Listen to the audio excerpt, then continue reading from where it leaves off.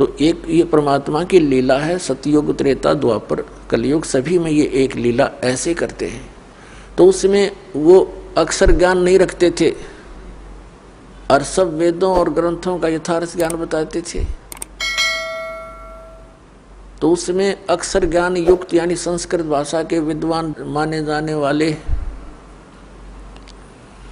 वो ऋषि, महर्षि और ब्राह्मण वर्ग, मंडलेश्वर, गुरु, महंत, आचार्य, शंकराचार्य, परमेश्वर कबीर जी को कहा करते ये अशिक्षित है, अविद्वान है, ये क्या जाने सदग्रंथों के गूढ़ रहस्यों को, इसकी बातों में मत आना।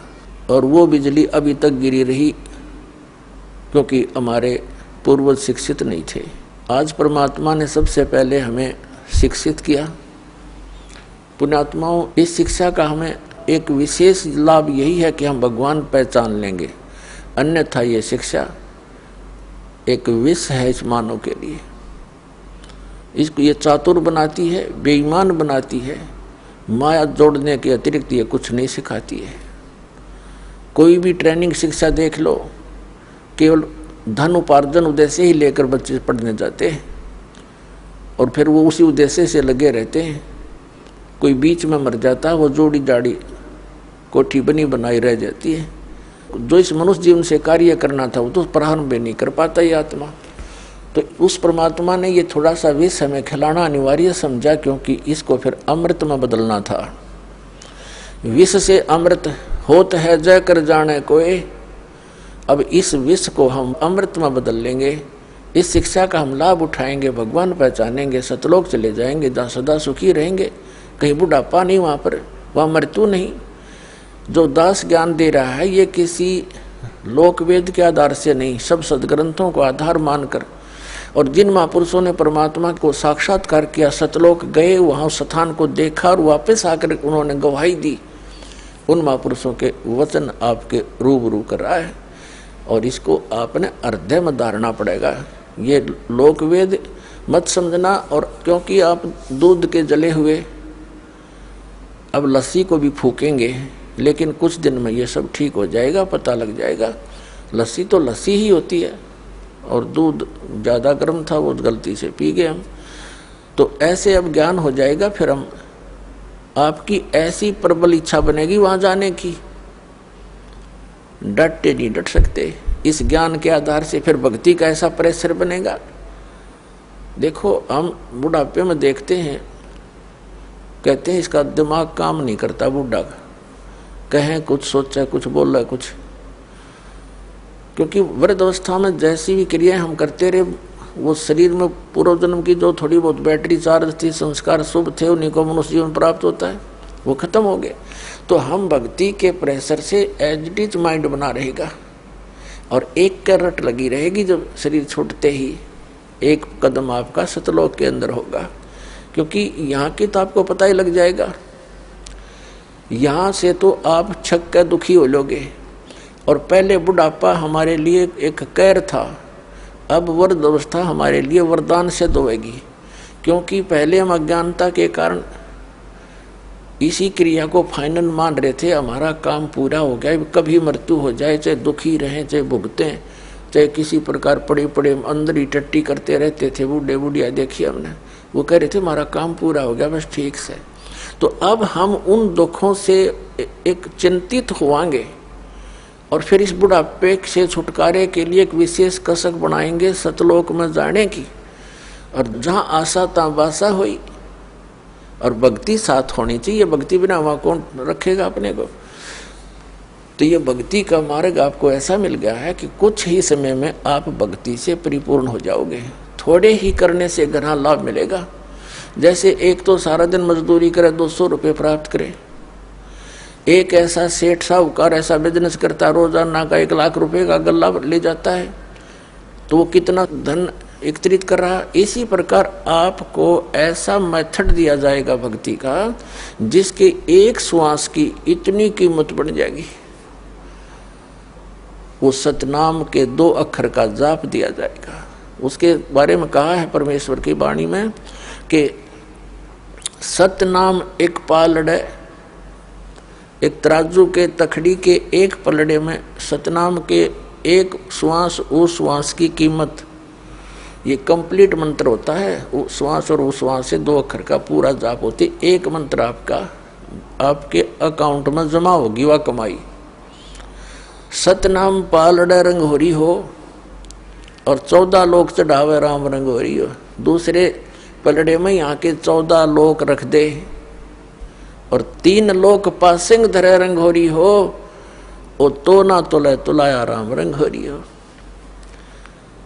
अब ऐसा मंत्र आपको मिलेगा, तभी तो इसको सतनाम सतनाम की रट लगा रखी है कबीर पंथ के अंदर। और सतनाम का उनको पता नहीं कख भी और कितना कीमती है सतनाम। तो इस सतनाम की कीमत एक श्वास की कितनी बता दी, अब हिसाब ला लेना। और आप कितनी शक्ति भक्ति लेकर आए थे वहां से, कितनी पूंजी लेकर आए थे। यहाँ भी कंगाल हो गए, भिखारी मांगते फिरो, फिर भक्तिहीन हो गए हम, बन गए कुत्ते गधे सुअर बना दिए। इसने सब लूट लिया इसने हमारे को, इस काल भगवान ने। इसने ये रेस्टोरेंट बना रखे हैं, स्वर्ग महास्वर्ग।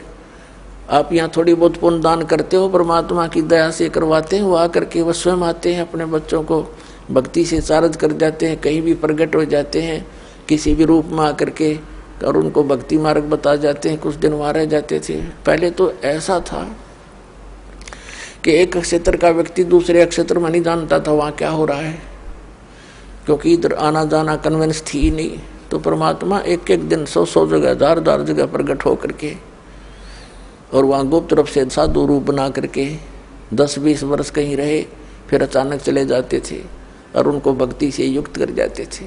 तो उस आप में आस्था भगवान की बनी रही ना। तो काल तो नास्तिक करवाना चाहता है कि इनकी आस्था हट जाए भगवान से। अब कलयुग में ये विज्ञान का कति ढूंढा ठवा दिया, या विज्ञान दी भगवान ने ये बनाने के लिए, इंटरनेट और सैटेलाइट और ये टीवी बनाने के लिए, ताकि मेरे बच्चे मेरे ज्ञान को घर बैठे सुना करेंगे, घर बैठे पहचान लेंगे कितना दयालु है वो परमात्मा। और काल हमें बकवाद सुनवाता है इन्हीं के माध्यम से। सारा दिन मीडिया में क्या सुनते हो, कोरी बकवाद, सारा दो दिमाग को खराब करने वाली, अंतःकरण मलिन करने वाली बातें आती हैं, एक भक्ति मार्ग को ना छोड़कर। और भक्ति मार्ग क्या दे रखा है नकली संतों ने, कोरी बकवाद घट रहे हैं, कख नहीं पता इनको। तो सब तरह से हटा दिया हमारे अंतःकरण को, और हम नास्तिक होने के कागार पर खड़े थे। जब यह भक्ति प्रारंभ ना होती तो ये सत्कर मान लेना। अब दया करी परमात्मा ने, फिर से बीज पड़ेगा सभी के अंतःकरण में। और अज्ञान से हम गलतियां करते थे, ज्ञान से उनको छोड़ देंगे।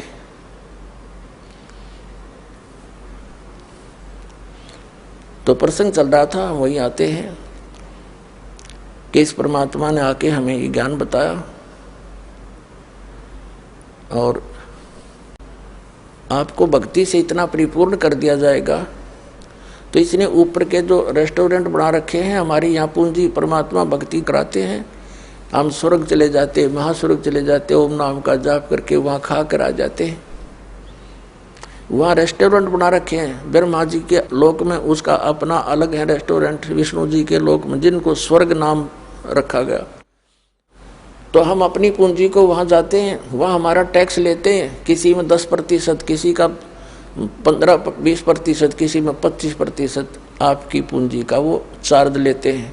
और बाकी खाना आपकी पूंजी से है, जैसे आप होटल में जाते हो, ये चार्ज अलग लेते हैं उनसे आपसे। इस करके ये सब जोड़ जुगाड़ से अपने ब्रह्मांड चला रहे हैं। तो हम इन के लोगों में अपनी इस पूंजी का नाश नहीं करेंगे। अब हमें ज्ञान हो गया, हम सतलोक चले जाएंगे।